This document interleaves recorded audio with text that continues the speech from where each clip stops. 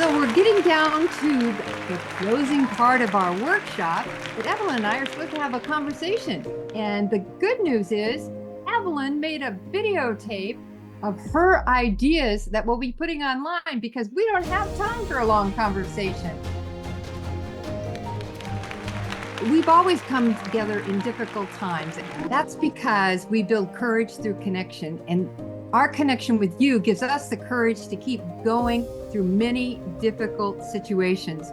If you look back on those 20 years of working on human dignity and humiliation, I started out by doing some research. Nobody was talking about humiliation in the early 1990s. Most of the people were talking about shame, and they thought that humiliation was just a subset of shame. But we learned in our community it's a much, much bigger topic, from the interpersonal to the social, to the international, to the global. And that's what we wanted to bring together, a global community to really deepen our understanding of this complex experience. It's always a good idea to find a community that supports you in your work, and that's what we want to achieve in our community.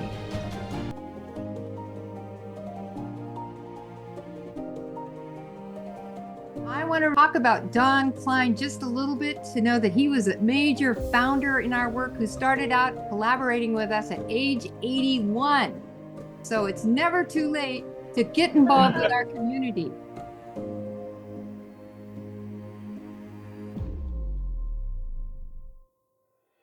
I was doing this research on the specter of humiliation, creating a scale to assess humiliation that's been translated in multiple languages and used to study poverty and suicide and some really difficult topics. So I was studying the specter of humiliation, and Dawn got contacted by this woman out in the world who was studying the connection between humiliation and violence that she called mapping the minefield.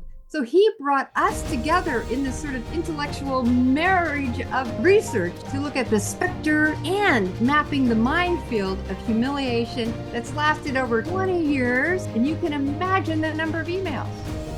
Now I'm going to go to Evelyn. Tell us about how you got involved with the study of humiliation. Wow, thank you, dear Linda. We have somebody from Rwanda here, Damas. My doctoral dissertation was the psychology of humiliation in relation to war and genocide, and case studies were Rwanda and Somalia on the background of Nazi Germany. And it's such an honor to have Damas here with us from Rwanda. We had our 2015 Dignity Conference in Rwanda, and he was talking to us at that conference in 2015 in Kigali. So it's a wonderful thing to have him, and he now was speaking in the last group. You would have loved to be here and to listen to him, how he was sharing his views and his experiences, his wisdom and his insights. So this was my doctoral dissertation, and I started it in 1997, and Don Klein brought me together via email in 1999. He wrote to me, you should meet Linda Hartling. She is writing her doctoral dissertation, or she wrote on humiliation, on the specter of humiliation. And next year we will celebrate our 25th anniversary together.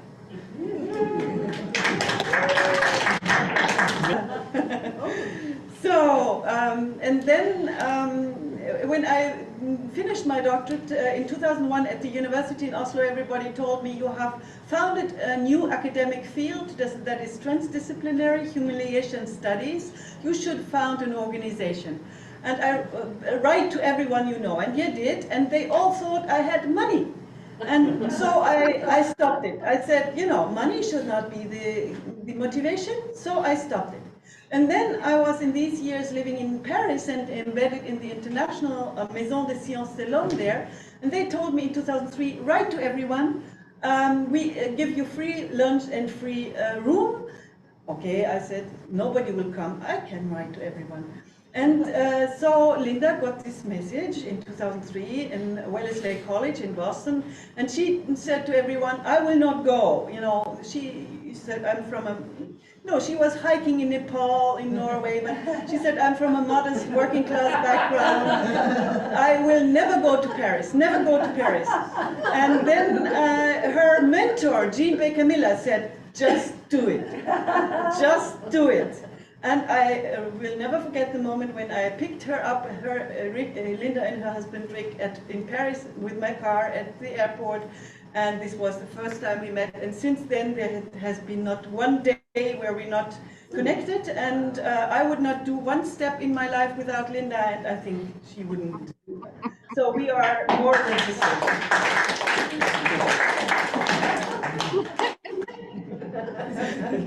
Well, let me turn around and say I would not take one step without Evelin. She has brought us together as this global community. Who would have thought that we could bring this many people together and really look at the issues of dignity and do it with a spirit of loving support of each other.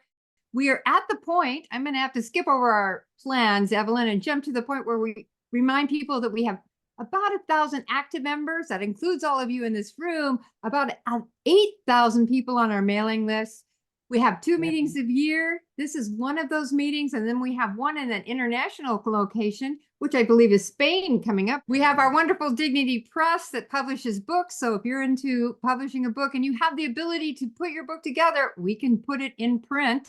And we have David Yamato, who's leading our World Dignity University initiative to create a space where people can share and educate others about the importance of dignity. And we've been able to do it without putting it behind a paywall. We're lean, green, and not mean. And that's the reason why we do that is so we can maintain our intellectual independence and our maximum inclusiveness. That's how we've moved forward all this year. And the reason why we can do that is because so many people in this room and with us in spirit have contributed time and energy to make this work as a community.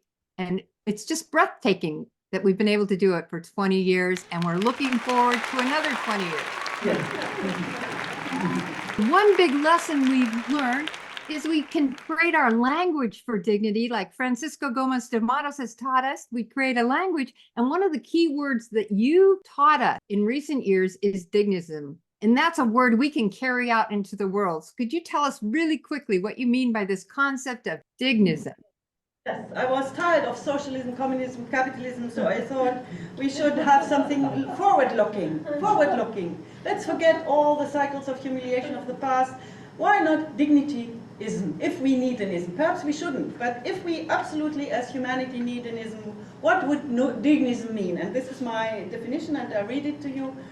It would mean a world where every newborn of all species, be it human or non-human, finds a space and is nurtured to unfold their highest and best, embedded in a social context of loving appreciation and connection. A world where the carrying capacity of the planet guides the ways in which all basic needs are met. A world of unity in diversity, where we unite in building trust, where we prevent unity from devolving into oppressive uniformity, and keep diversity from devolving into hostile division. It is a world where we unite in respecting every individual's dignity while celebrating their diversity. Dignism means ending cycles of humiliation of the past and preventing new ones from emerging. Dignism means loving care for the common good of all of humanity as co-inhabitants of one single finite habitat.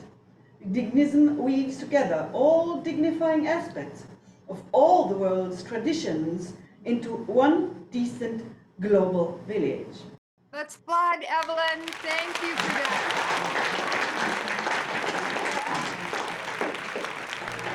Biggest lesson we've learned from doing this work is that you're the seeds of dignity in the world. We support relationships and the people in our community that are taking this work out in the world in very different ways. Your stories of your experiences are so encouraging to us and the people in our community. So we want to remind you, the big lesson is you're the seeds of dignity out there, and we want to create a space where we can help you do your work in the best possible and creative way. Evelin and I are always in the background assessing the specter of humiliation, and mapping the minefield of the humiliation. But you are the seeds of dignity in our lives and in the world, and you are the carriers of dignism and carriers of hope for a better world. Let's give ourselves a big round of applause and turn on your cameras so we can take some pictures.